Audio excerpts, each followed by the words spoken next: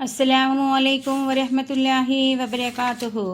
ఈరోజు హదీసు వెలుగు పుస్తక పఠనం నుండి సంతానం పట్ల తల్లిదండ్రుల బాధ్యతలకు సంబంధించిన హదీసులు. మహాప్రవక్త సల్లల్లాహు అలైహి వసల్లం ఇలా ప్రవచించారు: నేనును మాడిన ముఖం గల మహిళ ప్రళయ దినాన ఈ రెండు వ్రేళ్లలా ఉంటాము. హదీసు ఉల్లేఖిస్తూ యజీద్ బిన్ జురై తన మధ్య వ్రేలిని చూపుడు వ్రేలిని చూపించారు. అంటే తన భర్త చనిపోగా తాను ఉన్నత కుటుంబం సౌందర్యం కలిగి ఉన్నప్పటికీ గతించిన తన భర్త వల్ల కలిగిన సంతానం కొరకు వారు వేరుపడటమో లేక గతించటమో జరిగితే తప్ప మళ్ళీ పెళ్లి చేసుకోకుండా ఉన్న స్త్రీ అన్నమాట. మాడిన ముఖం గల మహిళ అంటే జీవితాంతం ఎలాంటి అలంకరణలు ఆర్భాటాలు లేకుండా కష్టపడ్డ మహిళ అని అర్థం. చిన్న చిన్న పిల్లలున్న ఓ స్త్రీ విధవ అయినప్పుడు ఆమె వంశం సౌందర్యము చూసి ఆమెతో వివాహమాడడానికి పలువురు ముందుకు వస్తారు. అయినప్పటికీ ఆమె తన అనాథ సంతానాన్ని దృష్టినందుంచుకుని వారి పెంపకం కొరకు పెళ్లి చేసుకోకుండా సౌశీల్యంతో గౌరవ మర్యాదలతో జీవితం గడుపుకుంటే అలాంటి స్త్రీకి ప్రళయ దినాన దైవప్రవక్త సల్లల్లాహు అలైహి వసల్లం తోడు లభిస్తుందన్నమాట. అత్యుత్తమ దానం ఏమిటో తెలుపమంటారా? నీ బిడ్డ నీ వద్దకు తిరిగి వచ్చినప్పుడు నీవు తప్ప మరెవరూ ఆమెకు ఆర్జించి పోషించేవారు లేని స్థితిలో నీవు చేసే సేవ అని దైవ సందేశహరులు బోధించారు.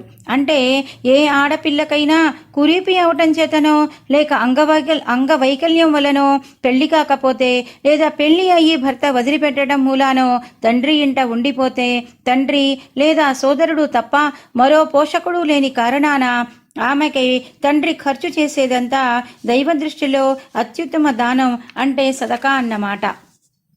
ఇప్పుడు తండ్రి లేని అనాథల హక్కు గురించినటువంటి హదీసులు. దైవ సందేశహరుడు సల్లల్లాహు అలైహి వసల్లం ఇలా ప్రవచించారు: నేనును తండ్రి లేని అనాథుని సంరక్షకుడు లేక ఇతర ఆగత్యపరుల సంరక్షకుడు స్వర్గంలో ఇలా ఉంటాము అంటూ ఆయన తన మధ్య వ్రేలుకు చూపుడు వ్రేలుకు మధ్య కొంచెం ఎడం ఉంచి చూపించారు. అంటే అనాథలను పరిరక్షించేవారు స్వర్గంలో మహాప్రవక్తకు చేరువుగా ఉంటారు. ఈ శుభవార్త అనాథ సంరక్షకులకే కాక నిరుపేదలకు, లేని వారికి, అండగా నిలిచేవారికి వర్తిస్తుంది. ముస్లింల ఇంటిలో ఒక తండ్రి లేని అనాథకు రక్షణ లభించి ఆ అనాథ ఎడల సవ్యంగా ప్రవర్తించటం జరుగుతుందో అదే ఉత్తమ గృహం. మరి ఏ ఇంటిలోనైనా ఒక అనాథ ఉండి ఆ అనాథ ఎడల చెడ్డగా ప్రవర్తించడం జరిగితే ఆ ఇల్లు ముస్లింల ఇళ్లలోకెల్లా చెడ్డ ఇల్లు అని మహాప్రవక్త సల్లల్లాహు అలైహి వసల్లం బోధించారు. అంటే అనాథల పట్ల నిరాదరణ, వారి బాగోగుల పట్ల నిర్లక్ష్యం చూపే చుట్టాలు ఈ హదీసు ద్వారా తెలుసుకోవలసింది, తమ నడవడికని మార్చుకోవలసింది ఎంతైనా ఉంది.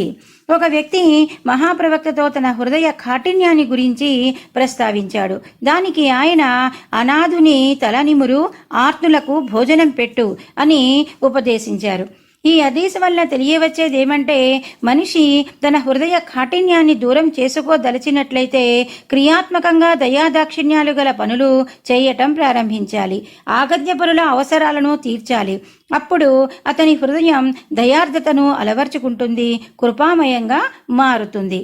దైవ ప్రవక్త సల్లల్లాహు అలైహి వసల్లం ఒకసారి ఇలా చెప్పారు: దేవా, నేను ఇద్దరు బలహీనులైన వారి హక్కుల్ని ఆదరణీయమైనవిగా పరిగణిస్తున్నాను. 1 అనాథల హక్కు, 2 భార్యల హక్కు. మహాప్రవక్త సల్లల్లాహు అలైహి వసల్లం పలికిన ఈ మాట తీరు ఎంతో ప్రభావవంతమైనది. దీని ద్వారా అనాథల మరియు భార్యల హక్కుల్ని ఆదరించాలని ఎంతో వివేకవంతంగా ఉపదేశించడం జరిగింది. ఇస్లాం రాకకు పూర్వం అరబ్బు ప్రజలలో ఈ ప్రజలు అంటే అనాథలు, స్త్రీలు అందరికంటే అధికంగా పీడింపబడేవారు. తండ్రి లేని అనాథల పట్ల సామాన్యంగా కఠినంగా ప్రవర్తించేవారు, వారి హక్కును కాజేసేవారు. ఇలానే స్త్రీకి కూడా సమాజంలో ఆనాడు సరైన స్థానం లేకపోయింది. ఒక వ్యక్తి దైవప్రవక్త సల్లల్లాహు అలైహి వసల్లం వద్దకు వచ్చి, నేను ఒక నిరుపేదను, నా వద్ద ఏమీ లేదు, అయితే నా సంరక్షణలో ఆస్తిపరుడైన తండ్రి లేని అనాథ ఉన్నాడు, నేను అతని ఆస్తి నుండి తినవచ్చా అని అడిగాడు. దానికి ఆయన సల్లల్లాహు అలైహి వసల్లం ఇలా చెప్పారు: నీ సంరక్షణలో ఉన్న తండ్రి లేని వాని సొత్తులో నుండి నీవు తినవచ్చు, అయితే దుర్వినియోగం చెయ్యరాదు, తొందరపడరాదు, ఆ ఆస్తిని సమకూర్చుకోవడానికి ప్రయత్నించకూడదు.